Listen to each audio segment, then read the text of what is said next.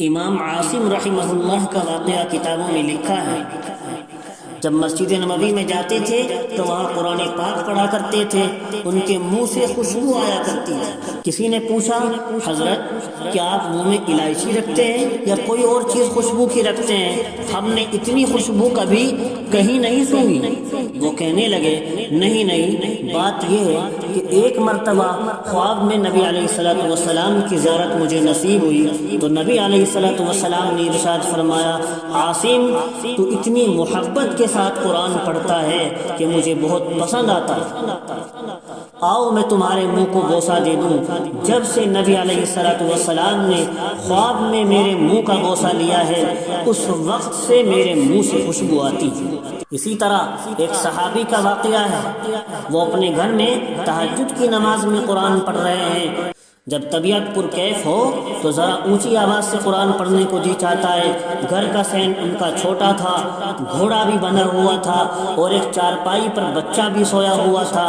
جب اونچا پڑھتے تو گھوڑا بدکنے لگتا، دل میں ڈر سا محسوس ہوتا، کہیں بچے کو تکلیف نہ پہنچا دے، لات نہ مار دے۔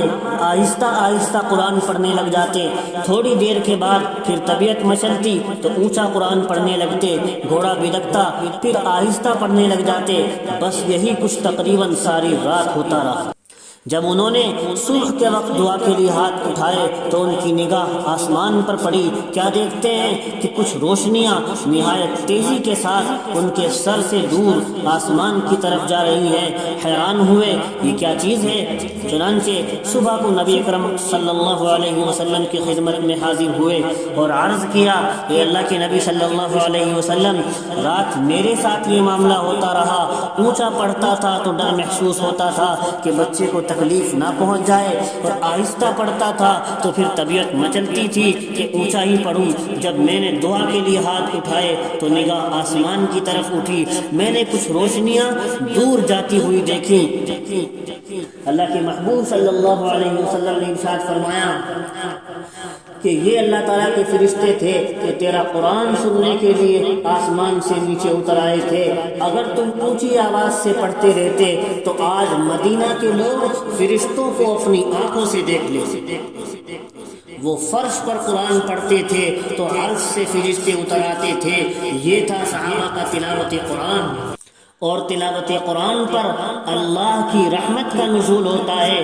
ایک مرتبہ نبی اکرم صلی اللہ علیہ وسلم مسجد میں تشریف لائے، تہجد کا وقت تھا۔ ایک طرف دیکھا حضرت ابو بکر صدیق رضی اللہ عنہ نوافل پڑھ رہے ہیں اور آہستہ قرآن کریم پڑھ رہے ہیں، تو دوسری طرف سیدنا عمر فاروق رضی اللہ تعالی عنہ ذرا جہر یعنی اونچی آواز سے قرآن کی تلاوت فرما رہے تھے۔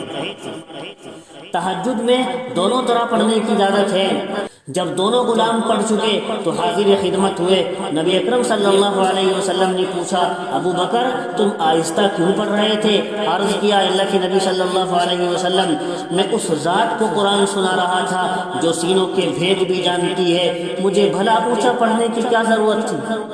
پھر حضرت عمر رضی اللہ عنہ سے پوچھا، عمر تم اونچا کیوں پڑھ رہے تھے؟ عرض کیا، اللہ کے نبی صلی اللہ علیہ وسلم، میں سوئے ہوئے کو جگا رہا تھا، شیطان کو بھگا رہا تھا۔ سبحان اللہ، قرآن پڑھا جاتا تھا اور شیطان ان جگہوں سے بھاگ جایا کرتا تھا۔ اللہ رب العزت کی رحمتیں ہوتی تھی۔